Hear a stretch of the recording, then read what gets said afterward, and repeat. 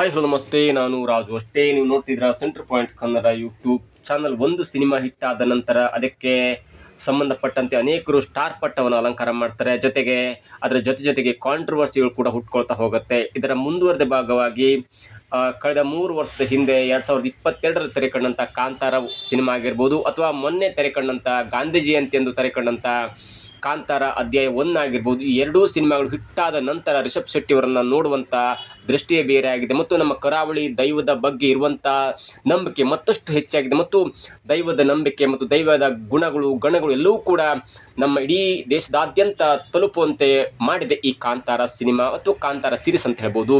ಇದರ ಮಧ್ಯೆ Kantara cinema ಹಿಟ್ಟಾಯಿತು, star ಪಟ್ಟ ಬಂತು ರಿಷಬ್ ಶೆಟ್ಟಿ ಅವರಿಗೆ, ಎಲ್ಲವೂ ಓಕೆ. ಆದರೆ ಮತ್ತೊಂದು ಕಡೆ ಕಾಂಟ್ರವರ್ಸಿಗಳು ಕೂಡ ಹುಟ್ಕೋತಾ ಹೋದವು, ಅನೇಕ ಭಿನ್ನಾಭಿಪ್ರಾಯಗಳು ಕೂಡ ಹುಟ್ಟುಕೊಳ್ತಾ ಹೋದವು. ಅದರ ಮುಂದುವರೆದ ಭಾಗವಾಗಿ ಅನೇಕರು ಹೇಳಿದ್ರು, ಇಲ್ಲ, ದೈವದ ಒಂದು ನರ್ತನವನ್ನು ತೋರಿಸಿ, ದೈವದ ಒಂದು ಹಾವಭಾವವನ್ನು ತೋರಿಸಿ ಸಿನಿಮಾದಲ್ಲಿ ದುಡ್ಡು ಮಾಡಿದ್ರು ಎನ್ನುವಂಥ ಒಂದು ಆರೋಪ ಕೇಳಿಬಂತು. ಅದಾದ ನಂತರ ಸಿನಿಮಾ ಥಿಯೇಟರ್ನಲ್ಲಿ ದೈವ ನರ್ತನ ಎನ್ನುವಂಥ ಒಂದು ನರ್ತನ ಮಾಡಿ ದೈವಕ್ಕೆ ಅಪಮಾನ ಮಾಡಿದ್ರು ಎನ್ನುವಂಥ ಒಂದು ಹೋರಾಟ ಪ್ರತಿಕ್ರಿಯೆ ಕೂಡ ಬಂದಿತ್ತು. ಆದರೆ ಅದರ ಮುಂದುವರೆದ ಭಾಗವಾಗಿ ಕಳೆದ ಕೆಲ ದಿನಗಳ ಹಿಂದೆ ನಡೆದಂಥ ಗೋವಾದಲ್ಲಿ ನಡೆದಂಥ ಈ ಫಿಲ್ಮ್ ಫೆಸ್ಟಿವಲ್ನಲ್ಲಿ ಬಾಲಿವುಡ್ನ ಖ್ಯಾತ ನಟರಾದಂಥ ರಣವೀರ್ ಸಿಂಗ್ ಅವರು ಹೇಳಿದಂಥ ಮಾತಿದೆಯಲ್ಲ, ಅದು ಅತ್ಯಂತ ದೊಡ್ಡ ಕಾಂಟ್ರವರ್ಸಿಯಾಗಿ ಟಿಲ್ ನಾವು ಅದು ಹಾಗೆ ಉಳ್ಕೊಂಡಿತ್ತು.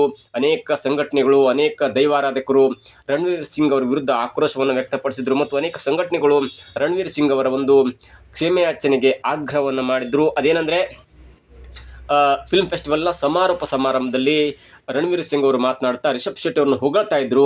ಜೊತೆಗೆ ಅವರ ಹಾವ ಭಾವ, ಕಾಂತಾರದ ಚಾಪ್ಟರ್ 1 ಆಗಿರ್ಬೋದು, ಎಲ್ಲವೂ ಕೂಡ ಅತ್ಯದ್ಭುತ, ಅಮೋಘ, ಹಾಗೆ ಹೀಗೆ ಎನ್ನುವಂಥ ಒಂದು ತನ್ನ ನಿರೂಪಣೆಯಲ್ಲಿ ಹೇಳ್ತಾ ಹೋದರು. ಜೊತೆಗೆ ಅವರು ಆಡಿದಂಥ ಮಾತಿದಿಲ್ಲ, ದೈವ ಎನ್ನುವಂಥ ಶಬ್ದದ ಬದಲಾಗಿ ದೆವ್ವ ಎನ್ನುವಂಥ ಒಂದು ಶಬ್ದವನ್ನು ಉಪಯೋಗಿಸ್ತಾರೆ. ಜೊತೆಗೆ ಅವರು ನಾಲ್ಗೆ ಹೊರ ತೆಗೆದು ದೈವ ನರ್ತನದ ಒಂದು ಹಾವಭಾವವನ್ನು ನಟನೆ ಮಾಡುವಂಥ ಒಂದು ಹಂತಕ್ಕೆ ಹೋಗ್ತಾರೆ. ಆಗ ಅಲ್ಲೇ ಕುಳಿತಿದ್ದಂಥ, ಅಂದರೆ ಸಮಾರಂಭದಲ್ಲಿ ಕುಳಿತಿದ್ದಂಥ ರಿಷಬ್ ಶೆಟ್ಟಿ ಅವರು ಹೇಳ್ತಾರೆ, ನೋ ನೋ ನೋ ನೋ ಅಂತ ಕೈಯನ್ನು ಬೇಡ ಎನ್ನುವ ದೃಷ್ಟಿಯಲ್ಲಿ ಅವರು ಕೂಡ ಒಂದು ಸಂಕೇತವನ್ನು ಕೊಡ್ತಾರೆ. ಆದರೆ ಅದು ಅಷ್ಟರ ಮಟ್ಟಿಗೆ ತಲುಪಲ್ಲ, ಅಷ್ಟರ ಮಟ್ಟಿಗೆ ಎಲ್ಲವೂ ಆಗಿ ಹೋಗಿತ್ತು.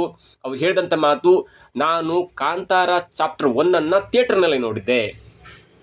ಆಗ ಸಿನಿಮಾದ ಕೊನೆಯ ಕ್ಲೈಮ್ಯಾಕ್ಸ್ ಹಂತದಲ್ಲಿ ರಿಷಬ್ ಶೆಟ್ಟಿ ಅವರು ಹೆಣ್ಣು ದೆವ್ವವಾಗಿ ನಟಿಸುವಂಥ ಒಂದು ರೀತಿ ಇದೆಯಲ್ಲ, ಅದು ಅತ್ಯದ್ಭುತ ಅಂತಾರೆ. ಅಂದರೆ ರಿಷಬ್ ಶೆಟ್ಟಿ ಅವರಿಗೆ ಹೆಣ್ಣು ದೆವ್ವ ಬರಲ್ಲ, ಹೆಣ್ಣು ದೈವ ಬರುತ್ತೆ ಅವರ ಮೈ ಮೇಲೆ.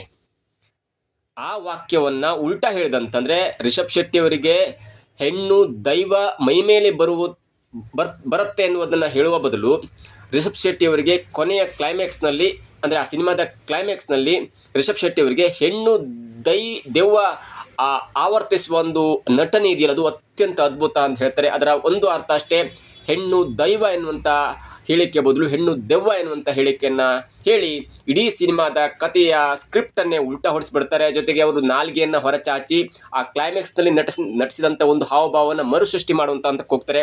ಇವೆಲ್ಲವೂ ಕೂಡ ದೈವಕ್ಕೆ ಮಾಡಿದಂಥ ಅವಮಾನ ಎನ್ನುವಂಥ ದೊಡ್ಡ ಕಾಂಟ್ರವರ್ಸಿ ಆಗುತ್ತೆ. ಅದಾದ ನಂತರ ಆ ಸುದ್ದಿ ರಣವೀರ್ ಸಿಂಗ್ ಅವರು ಕೂಡ ತಲುಪುತ್ತೆ. ಅದಾದ ಕೆಲವೇ ಕ್ಷಣಗಳಲ್ಲಿ, ಅಂದರೆ 2 ದಿನಗಳ ನಂತರ, ಇದೀಗ ರಣವೀರ್ ಸಿಂಗ್ ಅವರು ತನ್ನ ಒಂದು ಟ್ವಿಟರ್ ಪೋಸ್ಟ್ನಲ್ಲಿ ಅಥವಾ ಒಂದು ಎಕ್ಸ್ ಖಾತೆಯಲ್ಲಿ ಅಥವಾ ಒಂದು ಸಾಮಾಜಿಕ ಜಾಲತಾಣದಲ್ಲಿ, ಇಲ್ಲ, ನನಗೆ ಹಾಗೆ ಮಾಡುವಂಥ ಉದ್ದೇಶ ಯಾವುದೂ ಇರಲಿಲ್ಲ, ನನ್ನ ಒಂದು ಮೇನ್ ಇಂಟೆನ್ಷನ್ ಇದ್ದು ರಿಷಬ್ ಶೆಟ್ಟಿ ಅವ್ರನ್ನ ಹಾಡಿ ಹೊಗಳಬೇಕು, ಅವರ ಪ್ರಯತ್ನವನ್ನು ಹೊಗಳಬೇಕು, ಮತ್ತು I am a big fan of Rishab Shetty and Kantara film ಅಂತ ಹೇಳ್ತಾರೆ. ಅಂದರೆ ನಾನು ಕಾಂತಾರ ಸಿನಿಮಾದ ಒಂದು ದೊಡ್ಡ ಅಭಿಮಾನಿಯಾಗಿದ್ದೇನೆ, ಕಾಂತಾರ ಸೀರೀಸ್ನ ಒಂದು ದೊಡ್ಡ ಅಭಿಮಾನಿಯಾಗಿದ್ದೇನೆ, ನಾನು ಒಬ್ಬ ರಿಷಬ್ ಶೆಟ್ಟಿಯವರ ಪ್ರಯತ್ನದ ಅಭಿಮಾನಿಯಾಗಿದ್ದೇನೆ. ಹಾಗಾಗಿ ಅದನ್ನು ಹೇಳುವ ಬರದಲ್ಲಿ ನಾನು ಕೆಲವೊಂದು ಮಿಸ್ಟೇಕನ್ನು ಮಾಡಿದ್ದೇನೆ ಹೊರತು intentionally I was not aim to say this ಅಂತ ಹೇಳ್ತಾರೆ. ಅಂದರೆ ನಾನು ಯಾವುದೇ ಕಾರಣಕ್ಕೂ ಅದನ್ನು ಹೇಳಬೇಕಂತ ಹೇಳಿಲ್ಲ, ಅದು ಬಾಯಿ ತಪ್ಪಿ ಬಂದಿದ್ದು.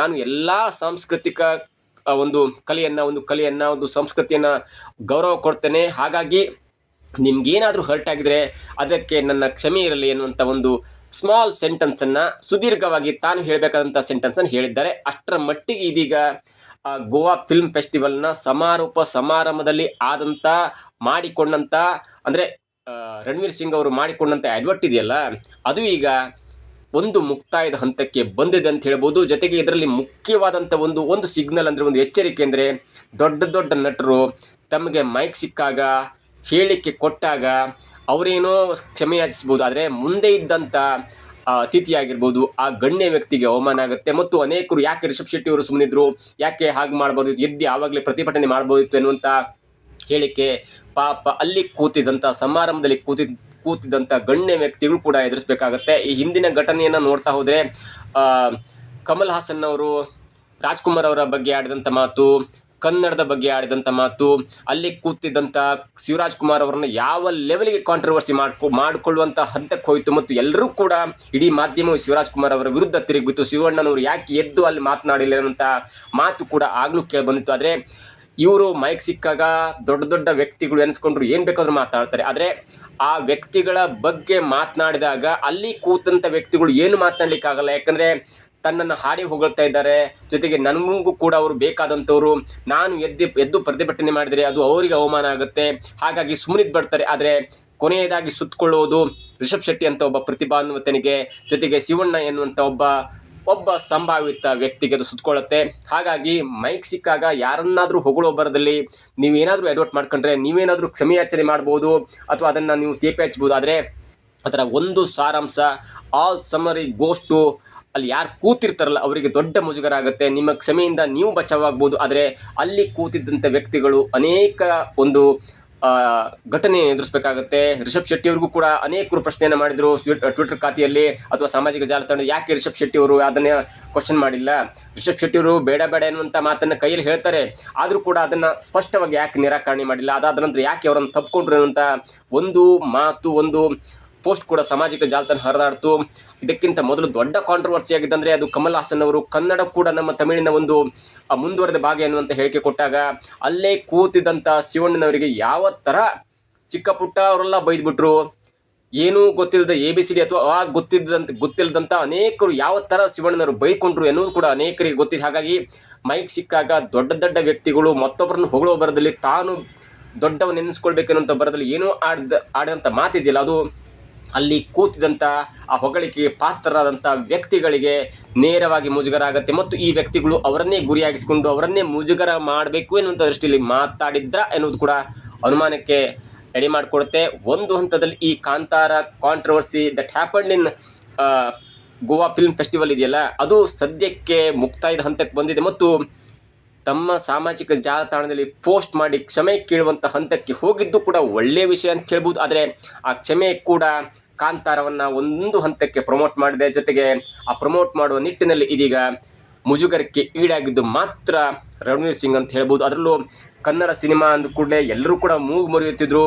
ಬಾಲಿವುಡ್ನವರಂತೂ ಕನ್ನಡ ಸಿನಿಮಾವನ್ನು ಸೇರಿಸ್ಕೊಳ್ತಾನೆ ಇರಲಿಲ್ಲ. ಅಂಥ ಒಂದು ಹಂತವನ್ನು ಮೀರಿ ಇದೀಗ ಕನ್ನಡ ಸಿನಿಮಾದ ಬಗ್ಗೆ ಮಾತಾಡೋದಕ್ಕೆ ಬಾಲಿವುಡ್ನ ಸ್ಟಾರ್ಗಳು ಕ್ಷಮೆ ಕೇಳುವಂಥ ಹಂತಕ್ಕೆ ಬಂದು ತಲುಪಿದೆ. ಅಂದರೆ ಕನ್ನಡ ಸಿನಿಮಾ ಇಂಡಸ್ಟ್ರಿ ಯಾವ ಮಟ್ಟಿಗೆ ಬೆಳೆದಿದೆ ಅನ್ನೋದು ಕೂಡ ಇದೀಗ ನಮ್ಮ ಕಣ್ಮುಂದೆ ಬರುತ್ತೆ.